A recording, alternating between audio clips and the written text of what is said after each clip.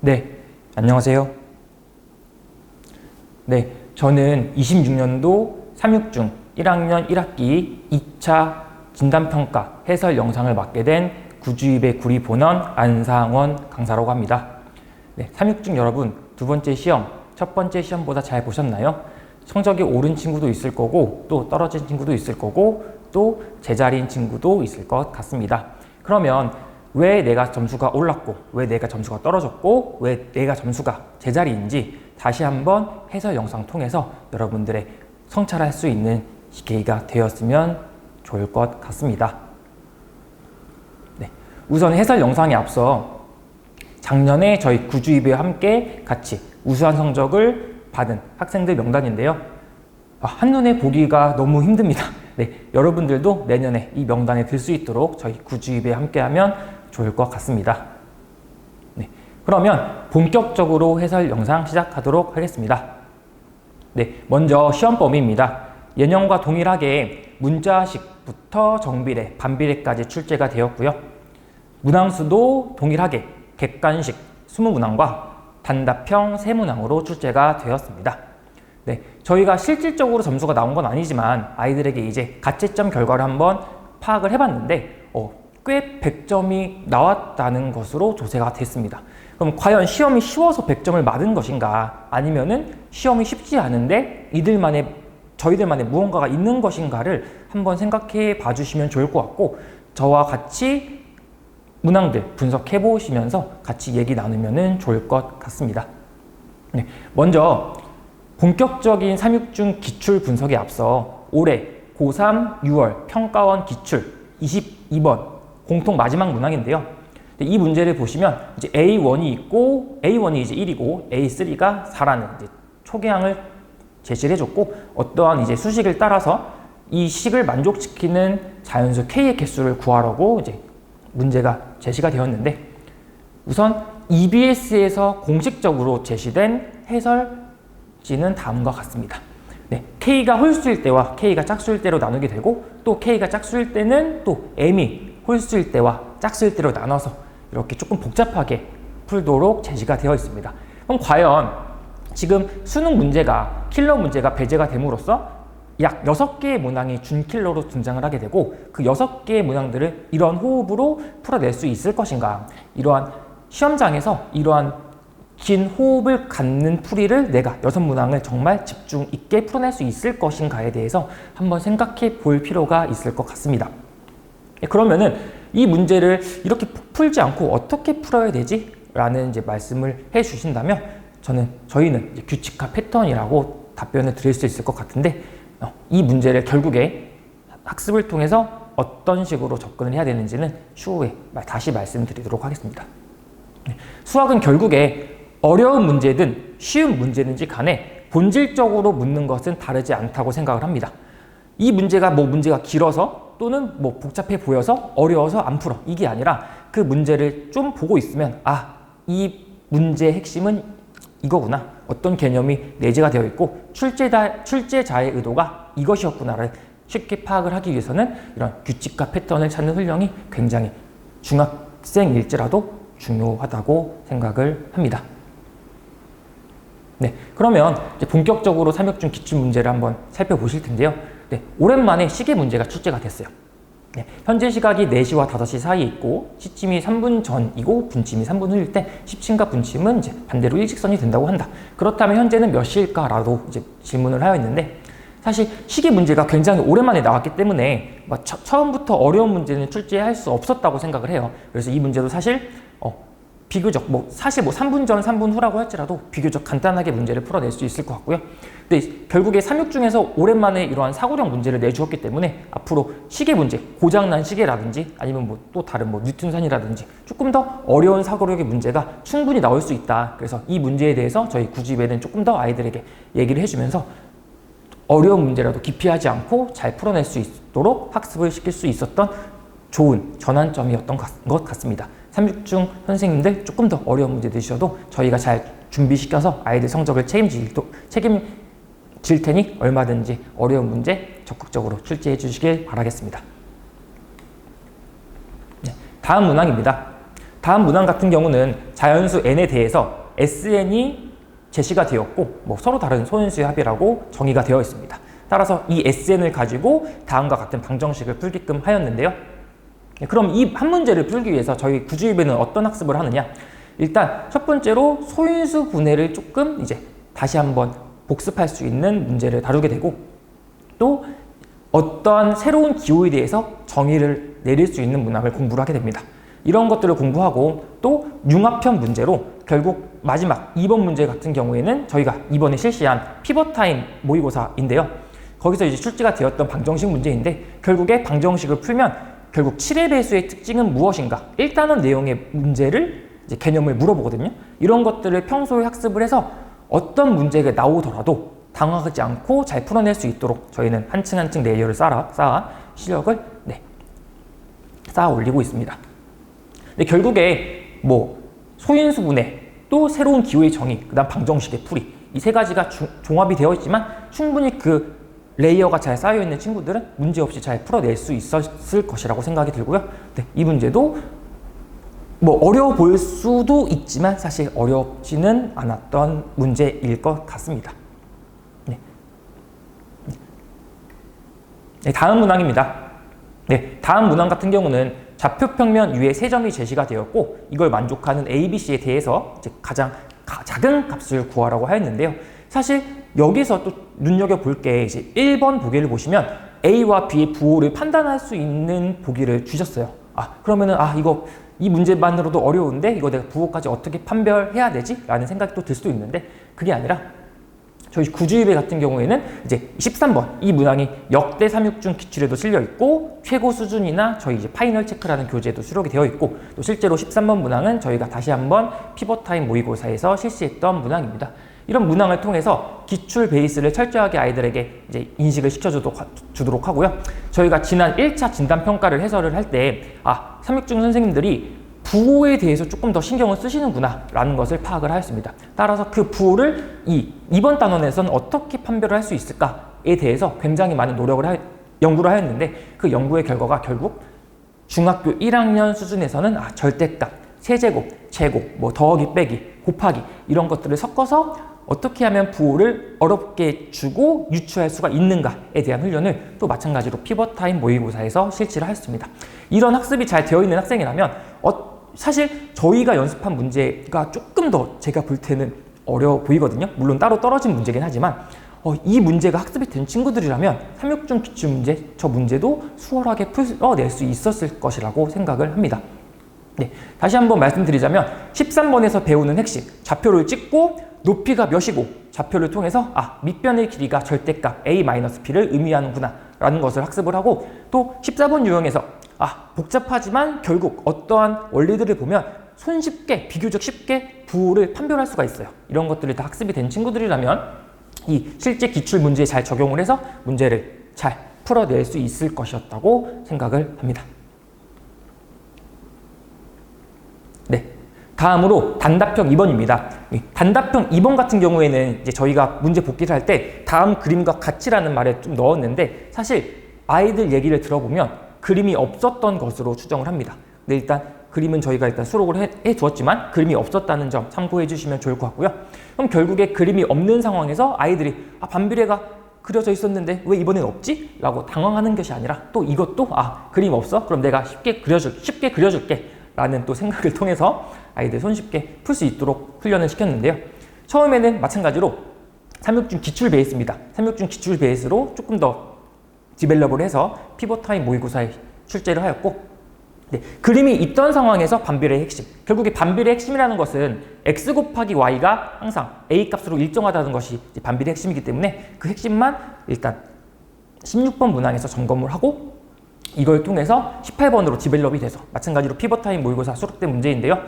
반비례뿐만 아니라 정비례 관계도 좋고, 또 문제 기출과 똑같이 x축의 수직, 직선 직접 그려서 훈련할 수 있도록 저희가 노력을 많이 했습니다. 따라서 이렇게 또 레이어가 쌓여 있는 학생들은 단답형 2번, 제가 듣기로는 학교에서 단답형 2번 좀 어려웠다, 단답형 3번 좀 어려웠다 이런 소문이 들리는 걸로 알고 있는데, 저희 학생들은 어렵지 않게 잘 풀어낼 수 있었을 것이라고 생각을 합니다. 네. 다시 한번 살펴보시면 아까 말씀드렸던 대로 x 곱하기 y가 항상 일정한 값을 갖게 되고 그림이 없더라도 이제 그림을 직접 그리는 훈련을 다시 한번 하게 되고 이제 그걸 통해서 기출 문제를 풀게 된다면 문제가 어려운 문제일지라도 결국에 핵심이 잘 짚였기 때문에 손쉽게 풀어낼 수 있었을 것이라고 생각을 합니다. 다음으로 단답형 3번, 이제 이번 시험에서 가장 어렵다고 생각이 되는 문제인데요.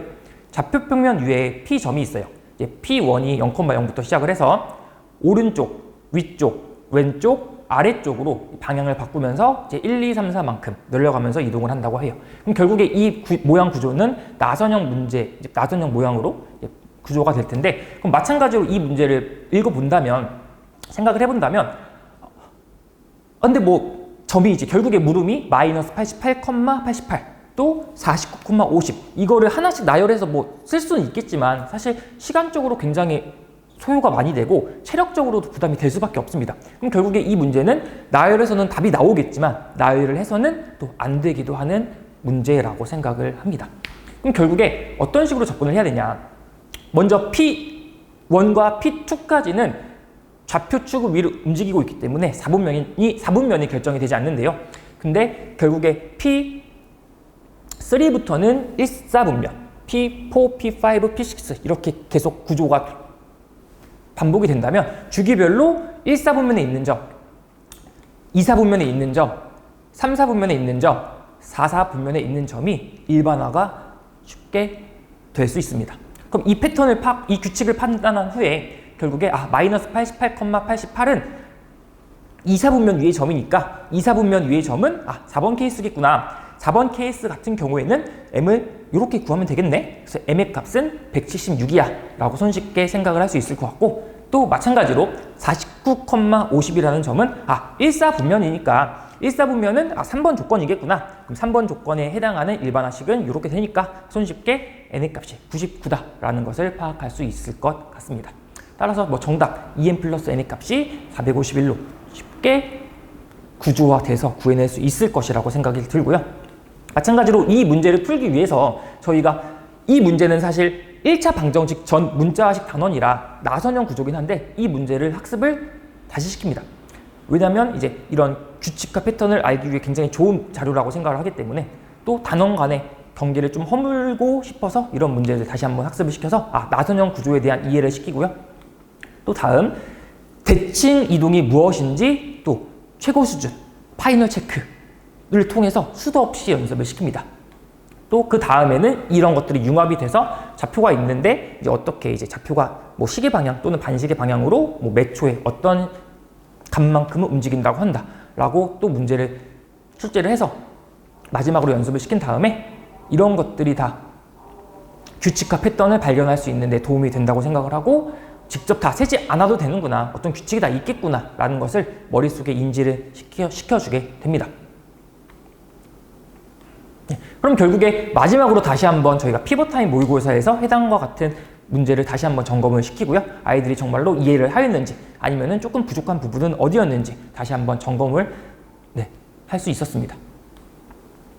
결국에 핵심 풀이가 이해가 된다면 이 문항도 결국에 규칙과 패턴에 따라서 비교적 어렵지 않게 풀어낼 수 있는 문항이라고 생각을 하고 있습니다. 그럼 다시 돌아와서 처음에 이제 저희가 제시드렸던 평가원, 고3 평가원 22번 문항, 평가원 22번 문항을 정말 이 공식 답변대로 풀어내야 되는가에 대해서 한번 생각해 볼 수 있을 것 같습니다.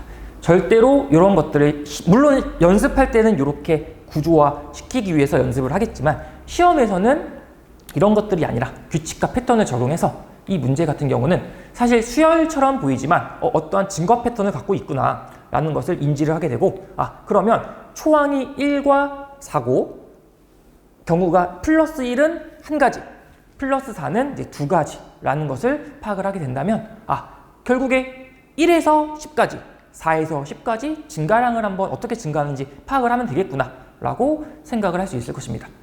그러면 결국에 1부터 10까지 증가하는 거는 4 더하기 4 더하기 1 그러면 1의 자리가 3가지가 되고 4의 경우 이제 2가지가 있으니까 곱해서 12 또 더해서 4 더하기 1 더하기 1 더하기 1 같은 경우에는 4의 자리 6가지가 있고 또 4는 2가지 패턴이 있으니까 총 12가지. 또 마찬가지로 1은 1가지밖에 없어서 총 25가지로 유추가 되고요.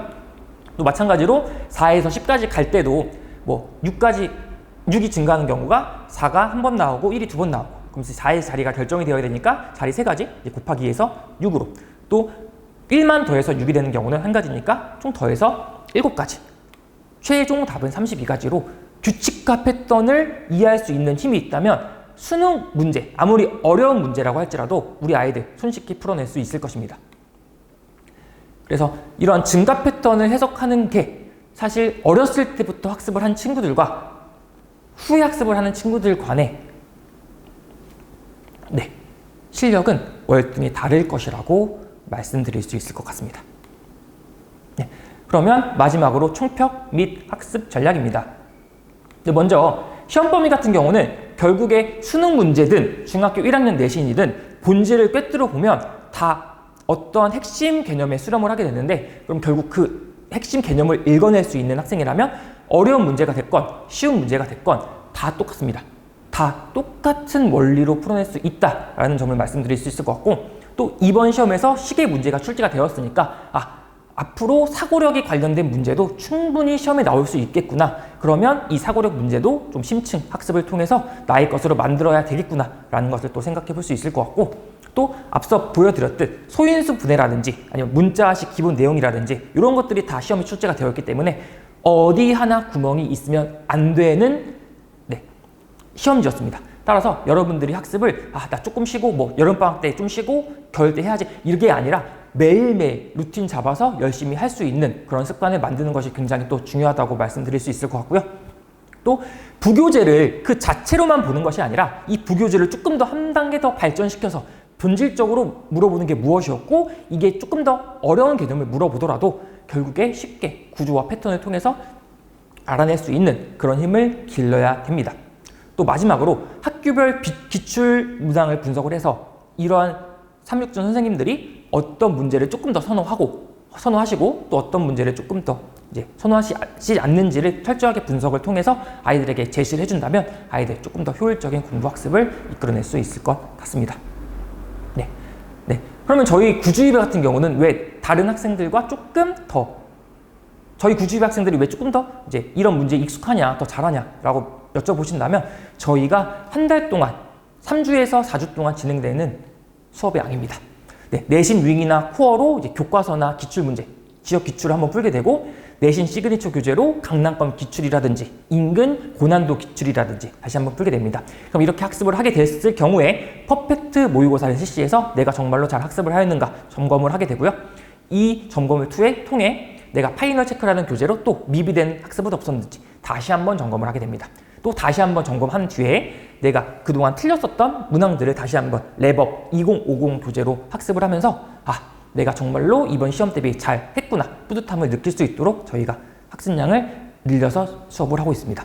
제가 지난 1차 정기고사 때 해설 영상 때 아이들이 중학교 1학년이라서 아직 조금 힘들어합니다 라고 말씀을 드렸지만, 이번 2차 진단평가 준비하면서는 아이들이 그때보다 훨씬 더 많은 양을 같은 시간 안에 소화를 하더라고요. 정말로 이런 학습이 아이들에게 도움이 많이 된다라는 것을 강조해서 말씀드리고 싶습니다. 근데 저희가 이번에는 3.6중 1학년을 위해서 조금 더 신경을 쓴 부분이 있는데요. 저희가 시험 전 마지막 일요일날 피벗타임 모의고사를 실시해서 아이들에게 전반적으로 시험을 응시를 했습니다. 그럼 먼저 이 19번 문항 같은 경우에는 25년도 기출문제를 재해석한 문제거든요. 20문제 기출문제를 가지고 조금 더 어떻게 한 단계 더 물어볼 수 있는지를 다시 한번 점검을 하게 됐고, 또 올드 기출, 이제 15년도 기출입니다. 2015년도 기출인데 이 도형을 통해서 이 A의 값이 뭔지 제시를 해주지 않습니다. 하지만 이 도형을 통해서 이 A 값이 뭐겠구나 사고를 통해서 학습을 시키고요. 그걸 통해서 좀 더 디벨롭 시켜서 반비례, 정비례까지 아이들이 어떻게 연관성을 갖고 문제를 풀어낼 수 있는가를 다시 한번 훈련을 시켰습니다.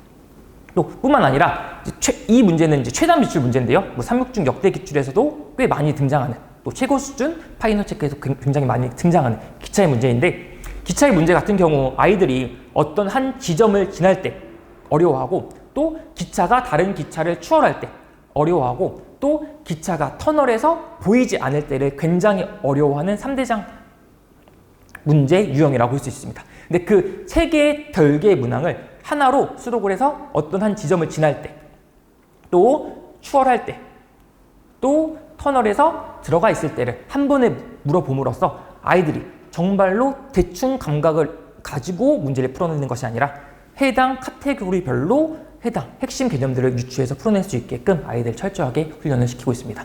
이러한 훈련이 되어 있는 학생들이라면 어떤 시험지일지라도 손쉽게 풀어낼 수 있다고 말씀드릴 수 있을 것 같습니다. 결국 저희 구주입에만이 가능한 369 스타일의 기출 재해석과 수능형 스타일의 융합형 동형 모의고사를 통해서 아이들의 실력을 한층 더 끌어올릴 수 있는 지도를 하고 있습니다. 결국 중학생이지만 지금 우리 아이들이 중학생일지라도 중학생을 넘어 결국 수능, 내신, 고등학교 내신까지도 바라볼 수 있는 시야를 길러야 합니다. 그럼 이러한 학습을 선도할 수 있는 학원은 저희 구주입에가 최고라고 저희는 생각을 하고 있습니다. 아직 구주입에를 망설이시는 분들이 계시다면 적극적으로 저희 구주입에 함께 공부를 하면 정말 많은 도움이 될 것이라고 말씀드릴 수 있을 것 같고, 실제로 이런 학습을 하기 때문에 저희 구주입의 재원생들, 현재 고등학생 기준으로 말씀드리자면 전교 1등의 대다수 친구들이 반 이상이 이제 저희 구주입에 다니고 있고요. 또 1등급의 70%가 저희 구주입에를 다니고 있습니다. 이러한 학습이 있기 때문에 가능한 결과라고 생각을 하고, 여러분 다시 한번 구주입에 언제든지 적극적으로 환영합니다. 네, 이상 해설 영상 마치도록 할 텐데요.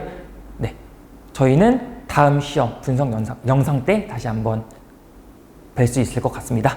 네, 지금까지 구주입의 구리본원 안상원 강사였습니다. 감사합니다.